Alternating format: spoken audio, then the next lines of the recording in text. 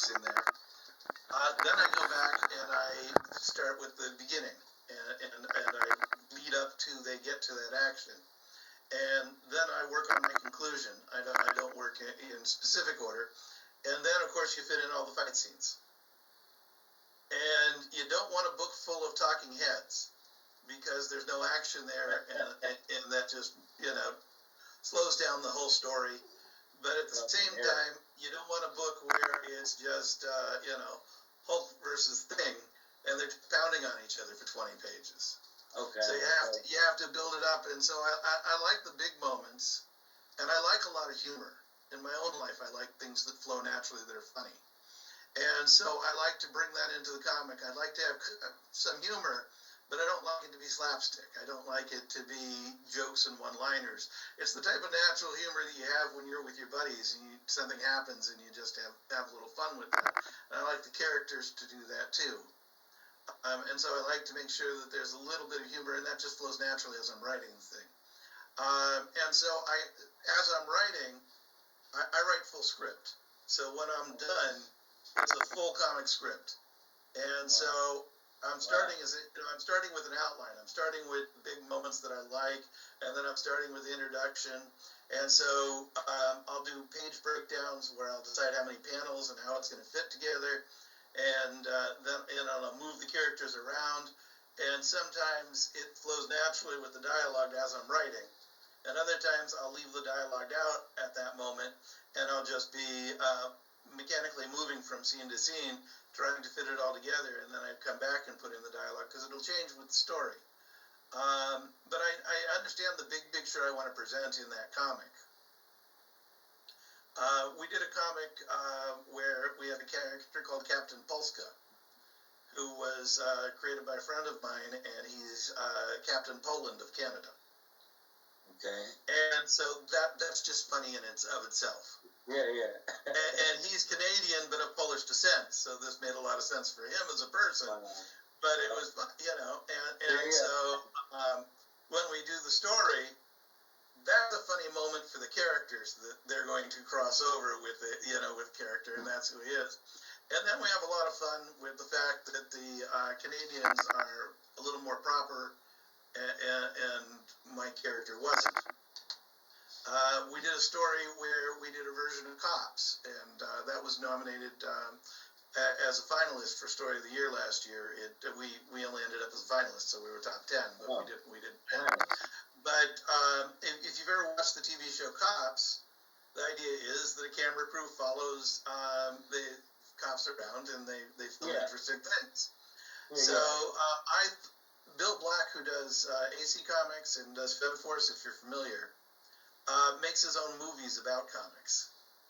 And so I decided he would be the director, and Mark Holmes, who was a writer at AC Comics, is going to be the cameraman. And so I got them to agree to be in the comic, and so that was a little fun for me. And so they're following him around as he's in the middle of his adventure, trying to film it and make an entertaining show. Yeah. And they're in the way. And he's not a PG character, and yet this is going to be on TV, so we've got him swearing, we've got things blowing up, you got a lot of violence.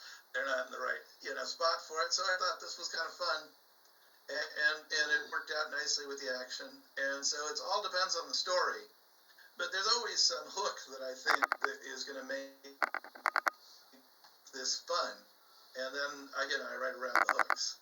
We're doing a story coming out next year where the characters go to the San Diego Superhero Convention.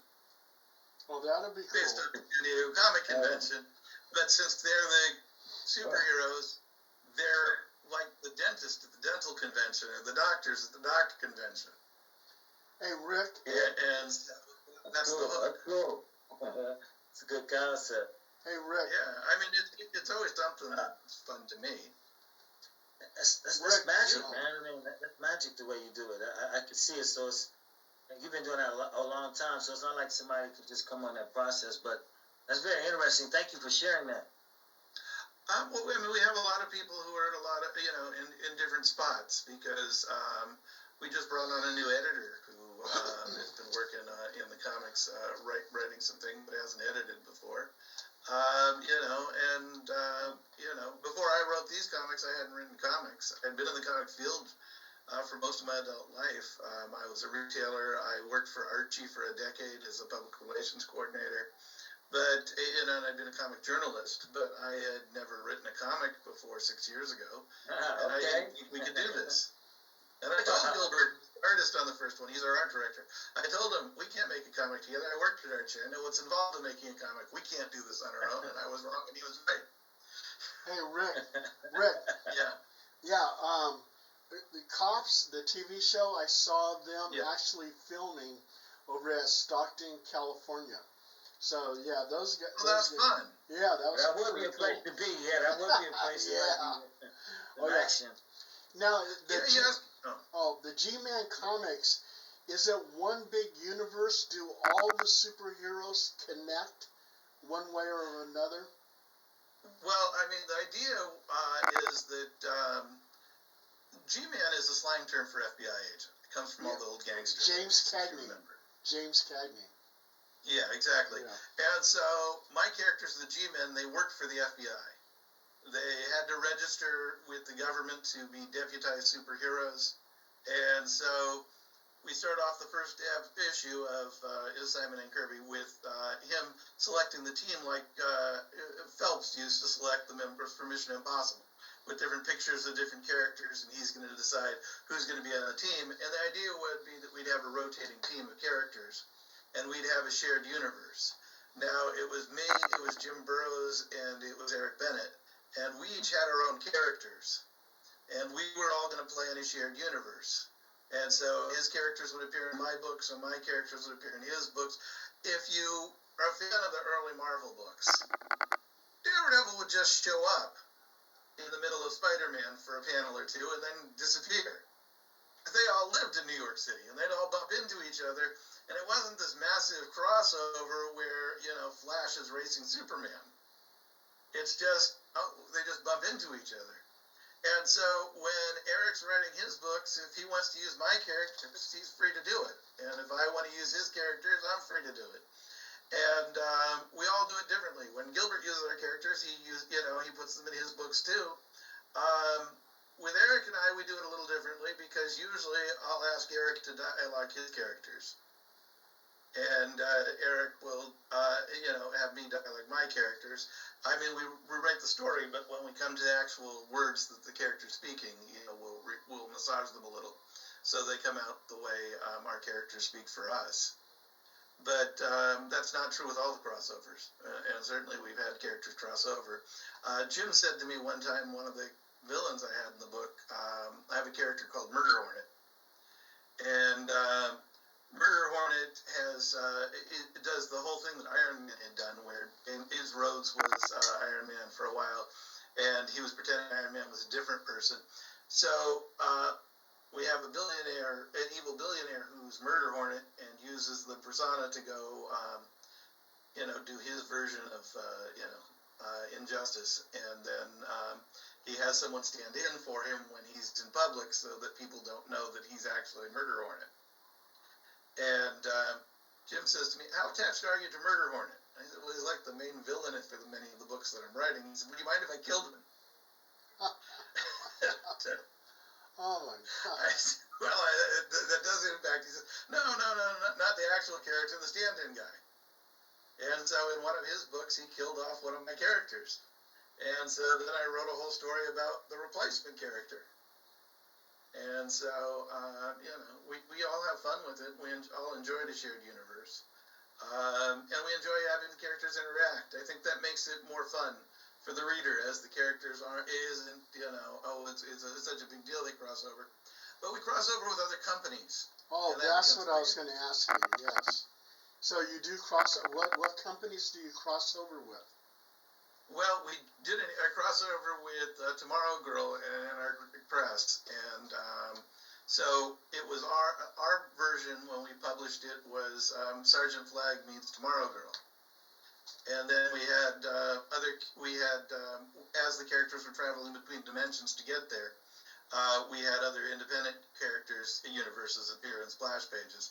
But when they got to Tomorrow Girl's universe, it was all manga.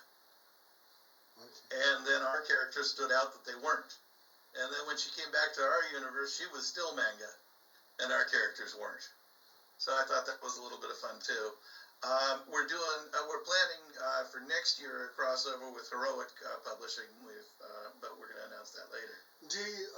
Have you crossed over with Lloyd Smith's Blue Moon Comics? We have not done that yet. We do a thing where backers can join our universe and be in the Agent Kirby book. And so we had Spider Squirrel in there, and he's doing his own book. And we've had a few other characters that branch out into their own book. But we've got a variety of different crossovers. We're crossing over with Windmill Comics in the current Kickstarter in the Tyrannus book, and we're hoping at some point. It's a Dutch company, so we're hoping at some point to have a foreign language version available when we translate this, because it'll be sold over there as well as sold here. Rick, I gotta tell you something. Okay, we got 5 minutes to this interview, and then we're going to cut off.